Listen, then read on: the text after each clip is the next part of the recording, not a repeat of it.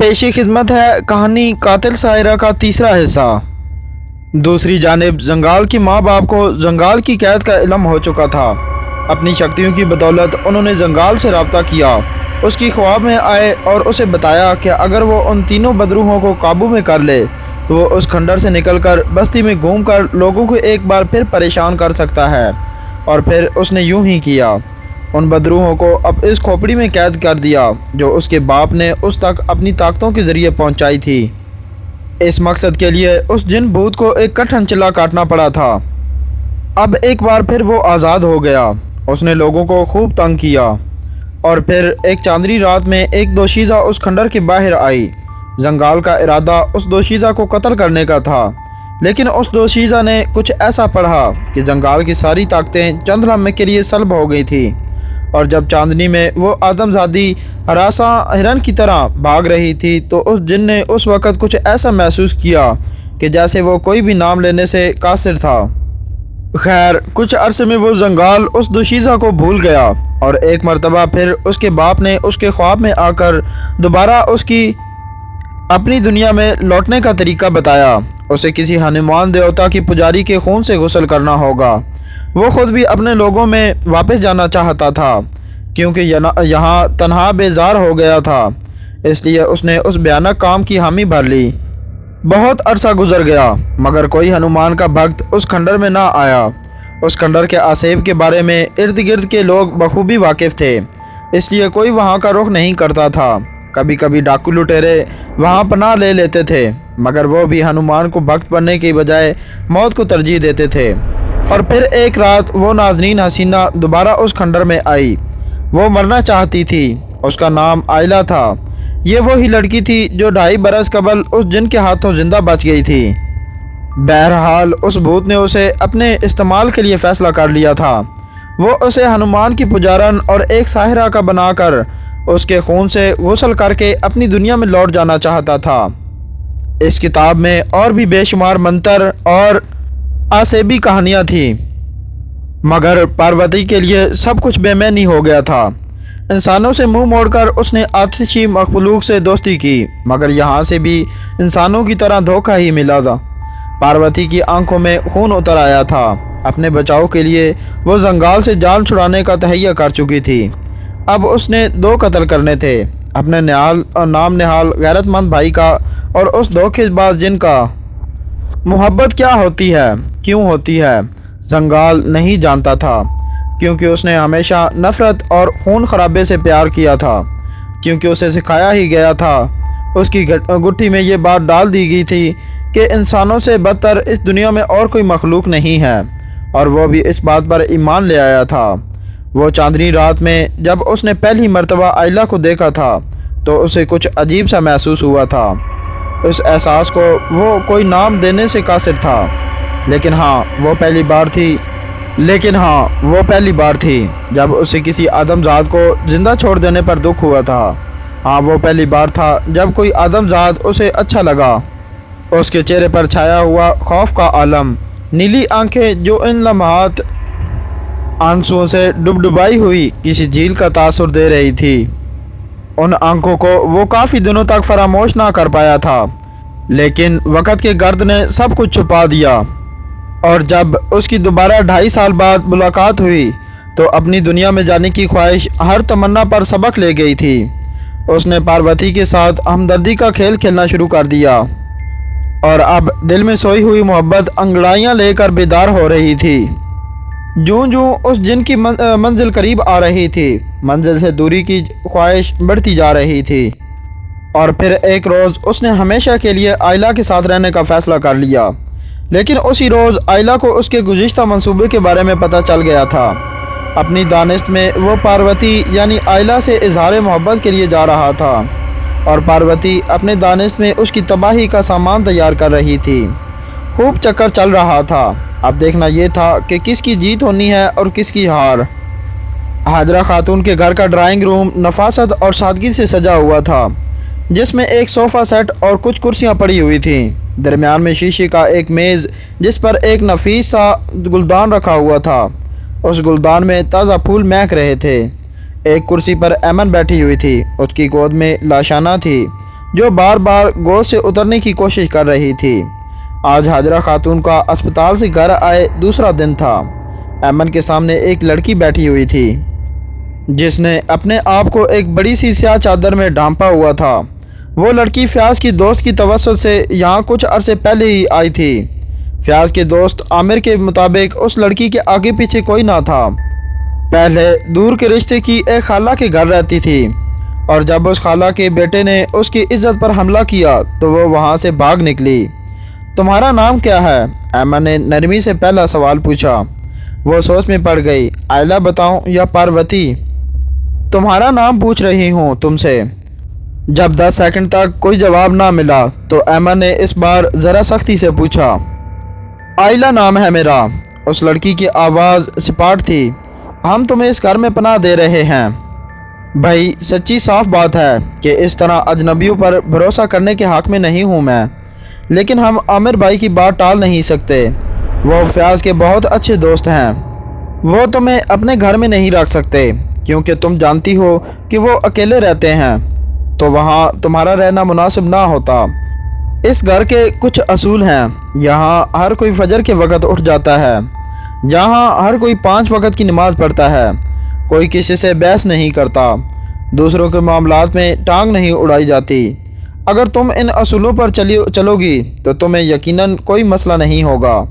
हमने तुम्हारे साथ नेकी की है। मुझे उम्मीद है कि तुम हमें पछताने का मौका नहीं दोगी। ऐमन ने अपनी बात ख़त्म की। जी बेहतर, आलिया ने कहा।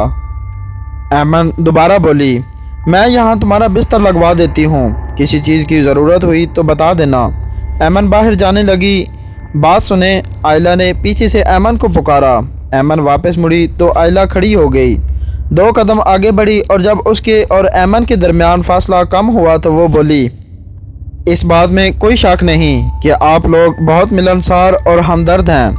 आपके खुलूस की मैं कोई कीमत तो नहीं लगा सकती क्योंकि आपने मुझे अकेली लड़की को अपने घर में पनाह देकर जो एहसान मुझ पर किया है मैं उसे कभी चाह कर भी नहीं उतार सकती। लेकिन मैं यहाँ मुफ्त होरों की तरह रोटियाँ नहीं तोड़ सकती। आमिर भाई ने मुझे बताया था कि आपकी अम्मी को गिरने की वजह से कुछ फ्रैक्चर हुए हैं, हड्डियों पर दबाव पड़ा है। मैंने नर्सिंग के कुछ कोर्सेज किए हैं। क्या मैं उनका ख्याल रख सकती हूँ? आयला की बात सुनकर ऐमन नरमी से मुस्कुराई। उसने धीरे से आयला के कंधे पर हाथ रखकर उसे दबाया और बोली, ठीक है, मैं अम्मी और फयाज से बात करके तुम्हें बताती हूँ। ऐमन जाने के लिए मुड़ी और दरवाजे के पास पहुंचकर पलटी और बोली, और हाँ, बैग से अपना सारा सामान निकाल कर अलमारी में रख दो। आयला ने इस बात में सर हिला दिया। एक अरसा गुजरने के बाद वो बदरूहें आज़ाद हो गई थीं।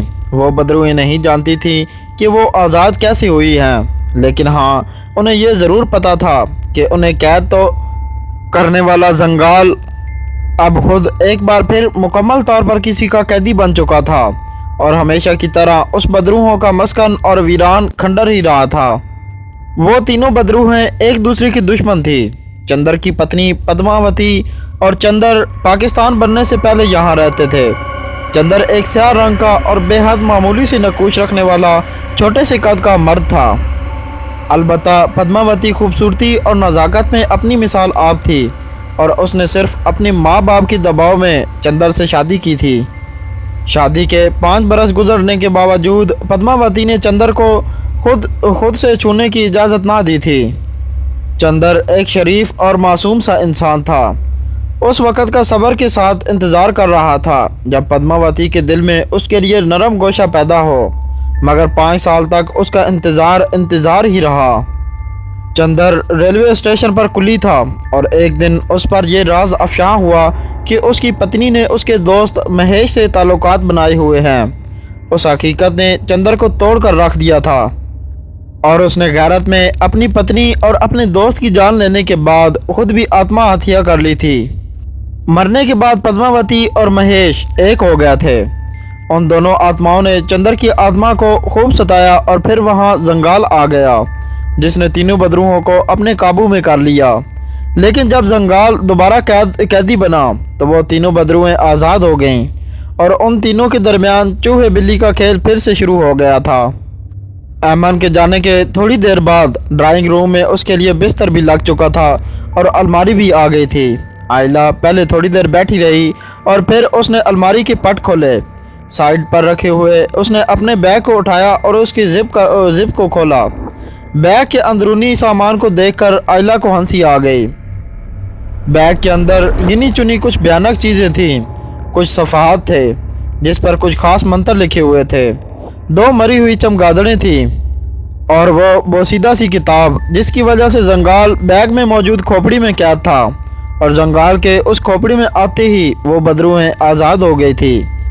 आयला को जंगाल की सज़ा ये ही लगी थी क्योंकि उस बोसीदा किताब में उस भूत जंगाल को कैद में लाने के लिए जो तरीका था वो यही था कि जंगाल के खून को उस खोपड़ी पर छिड़का जाए, तब वो बदरूहें आज़ाद होंगी और उसके बाद उस खोपड़ी पर सिंदूर छिड़क कर एक ख़ास मंत्र 3 बार पढ़ा जाए तो जंगाल उसमें कैद हो जाएगा।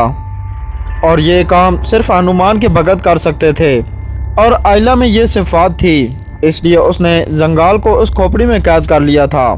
वो नहीं जानती थी कि तकदीर उसके साथ चूहे बिल्ली का खेल खेल रही है। वो ना जानती थी कि वो भूत उसके इश्क में गिरफ्तार होकर अपनी दुनिया में जाने की ख्वाहिश को फरामोश कर बैठा है। काश वो जान जाती कि उस जिन की ज़िंदगी में वो कितनी अहम बन चुकी थी। अगर वो एक दिन सब्र कर लेती तो उस जिन को कैद ना करती तो वो जिन भूत उसे अपनी हकीकत खुद आकर सुनाने वाला था।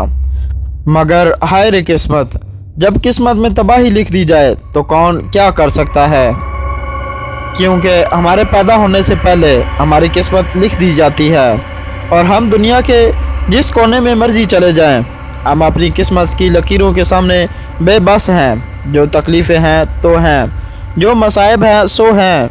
हम सिर्फ अपने रब से अपनी आजमाइश का वक्त कम करने की दुआ मांग सकते हैं। लेकिन आयला ने रब से दुआ की बजाय मौत को तरजीह दी। उसके बाद अपना मज़हब छोड़ने को, हनुमान को भक्त बनने को। शायद यही वजह थी कि उसकी आजमाइश उसके लिए अजाब बनने वाली थी। वो जो आयला से पार्वती बनी और पार्वती से दोबारा आयला, अब वो उस घर में मुस्तकिल रहने की ख्वाहिशमंद हो गई क्योंकि साहिरा तो वो बन चुकी थी लेकिन जादूगरों की तरह दर बदर नहीं होना चाहती थी। बहैसियत औरत अपने घर की ख्वाहिश हर ख्वाहिश पर मुकद्दम थी, इसलिए उसने मिसेस फयाज बनने का फ़ैसला कर लिया और अपने मकसद को हासिल करने के लिए एक और गुनाह का इरादा कर लिया। 2 साल गुजर चुके थे और इन 2 सालों में हर चीज़ बिल्कुल बदल गई थी।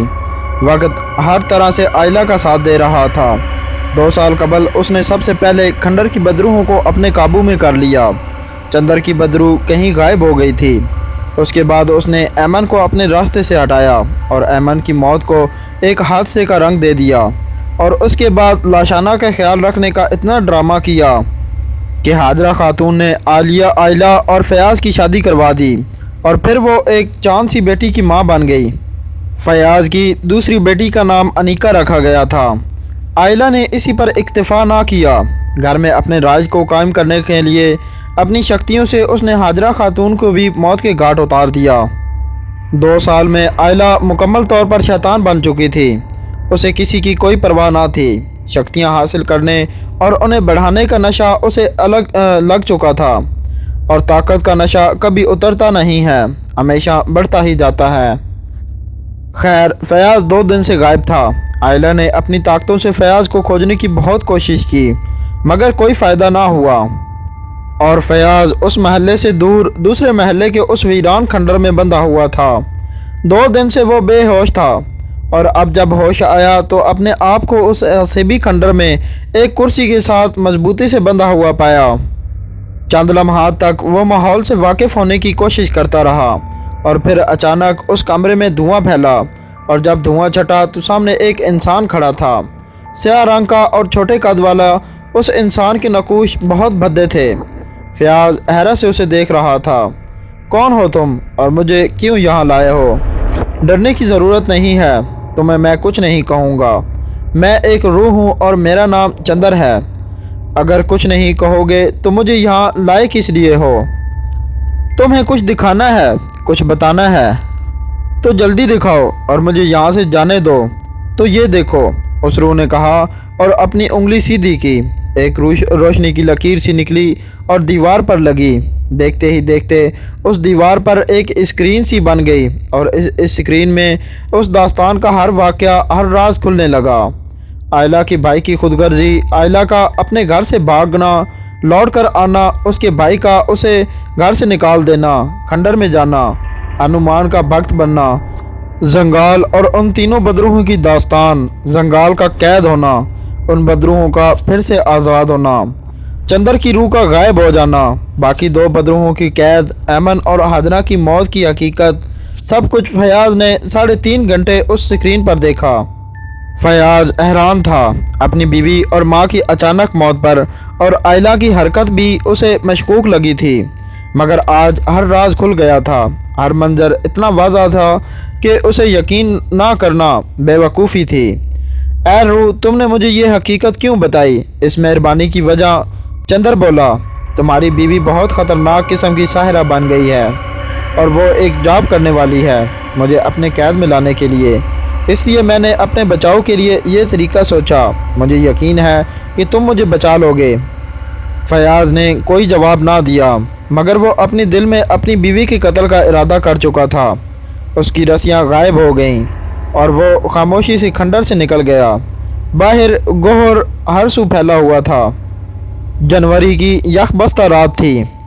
आसमान से बर्फ़ गिर रही थी। धुंध हर तरफ फैल चुकी थी, मगर फयाज हर चीज़ से लाताल्लुक़ हो चुका था।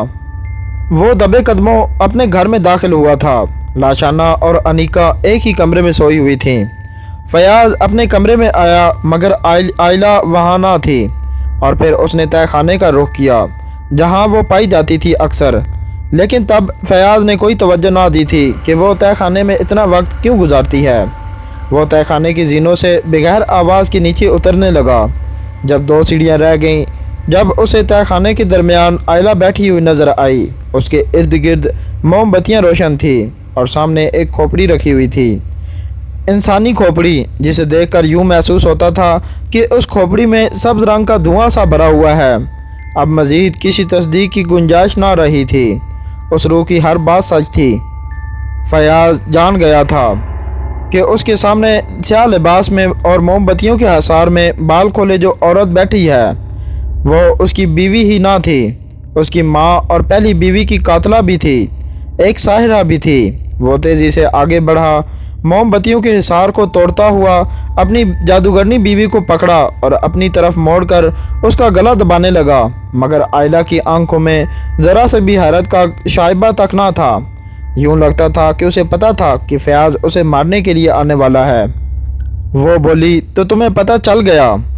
मैं जान गई थी कि फयाज मुसलसल उसका गला दबा रहा था, जिसकी वजह से आयला को बोलने में दुश्वारी हो रही थी कि तुम मेरी हकीकत से वाकिफ़ हो गए हो।